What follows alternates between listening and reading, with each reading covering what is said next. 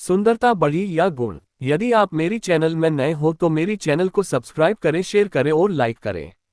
धन्यवाद। दोस्तों, आज की यह कहानी बड़ी ही मजेदार और रोचक है। आप इसे पढ़ेंगे तो आपको जरूर मजा आएगा। तो आइए आपका ज्यादा टाइम ना लेते हुए शुरू करते हैं आज की यह बेहतरीन हिंदी कहानी। गर्मी का मौसम था, दिन का तीसरा पहर चल रहा था। गर्मी तो घटने की बजाय बढ़ती जा रही थी। चारों तरफ से ऐसा लग रहा था कि आग निकल रही है। सभी जीव जंतु गर्मी से परेशान थे और पेड़ पौधे भी झुलस गए थे। उज्जैन के महाप्रतापी महाराजा विक्रमादित्य और उनके महाज्ञानी महाकवि कालिदास दरबार में बैठे थे। बाकी के सब नवरत्न अपने अपने घर जा चुके थे। महाराजा विक्रमादित्य अपनी न्यायप्रियता, अपने जस्टिस के लिए और अपनी बहादुरी के लिए हमारे इतिहास में प्रसिद्ध है। उनके जस्टिस की कहानियां आज भी बहुत लोकप्रिय है।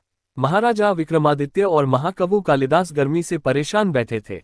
दोनों के शरीर पसीने से लथपथ हो गए थे। पहाड़ के बड़े बड़े पंखे जले जा रहे थे। उस समय में बिजली के पंखे नहीं होते थे। हाथ में पकड़कर चलाने वाले पंखे सेवक लोग चलाते थे, फिर भी उन्हें पसीने से सुखाने के लिए तौलियों से अपने शरीर को बार बार पोंछना पड़ रहा था। प्यास के मारे बार बार गला सूखा जा रहा था।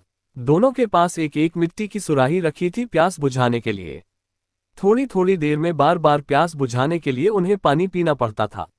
महाराजा विक्रमादित्य बहुत ही सुंदर आदमी थे। वो जितने सुंदर थे उतने ही कवि कालिदास कुरूप थे। गर्मी और पसीने ने महाकवि कालिदास की शक्ल को और भी बुरा बना दिया था, लेकिन महाराजा विक्रमादित्य के सुंदर मुंह पर पसीने की बूंदें मोतियों की तरह लग रही थी। महाराजा विक्रमादित्य का महाकवि कालिदास के लिए दोस्ती का व्यवहार था। दोनों में मीठी मीठी नोकझोंक चला करती थी। वे एक दूसरे को मूर्ख बनाने के मौके खोजा करते थे। महाराजा विक्रमादित्य किसी भी मौके को हाथ से जाने नहीं देते थे, पर महाकवि कालिदास जी से उन्हें हमेशा ही करारा जवाब मिलता था। लेकिन फिर भी वे सदा खुश होते थे। पहले राजा विक्रमादित्य ही कालिदास को छेड़ा करते थे और कालिदास भी उनका जरूर जवाब दिया करते थे। कभी कभी तो मूर्ख बना के छोड़ दिया करते थे। विक्रमादित्य का ध्यान महाकवि कालिदास के चेहरे के ऊपर गया। वो उनका मजाक उड़ाने लगे। बोले, महाकवि, इसमें तो कोई संदेह नहीं है, आप बहुत बड़े विद्वान हैं, बहुत चतुर है और गुणी है, लेकिन भगवान ने आपको सुंदर रूप भी दिया होता तो कितनी अच्छी बात होती। कालिदास ने कहा, महाराज, इस बात का जवाब मैं आज नहीं कल दूंगा। महाकवि कालिदास महल से निकलकर सीधे सोनार के यहाँ गए और रातों रात में शुद्ध सोने की एक सुराही तैयार की।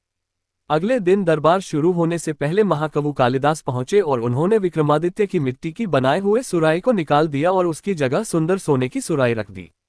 कुछ समय बाद पहरेदार ने लंबी गुहार लगाई, राजा के राजा महाराजा विक्रमादित्य पधार रहे हैं। महाराज विक्रमादित्य अपने बॉडीगार्ड के साथ पधारे। नवरत्न और सभी सभासद, सब लोगों ने महाराज का स्वागत किया। उनके सिंहासन पर विराजमान होते ही सबने अपना अपना आसन ग्रहण किया। कल के समान आज भी बहुत तेज गर्मी थी। बड़े बड़े कर्टन से हवा दी जा रही थी, लेकिन गर्मी इतनी थी कि फिर भी हवा नहीं लग रही थी। अपना दरबार शुरू करने से पहले महाराज को प्यास लगी। उनके सुराही से एक गिलास पानी डालकर एक सेवक ने गिलास भरा। गिलास को होठों पर लगाते ही महाराज उस सैनिक पर बरस पड़े। क्या सुराही में उबला हुआ पानी रखा हुआ था? उस सेवक की डर के मारे चुप्पी बंद हो गई।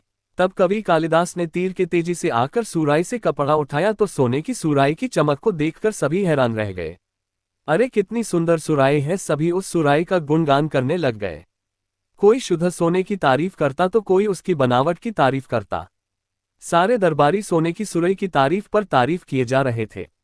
महाराजा विक्रमादित्य एक सांस में बोले, हद हो गई, पानी भी कोई सोने की सुराही में रखा जाता है।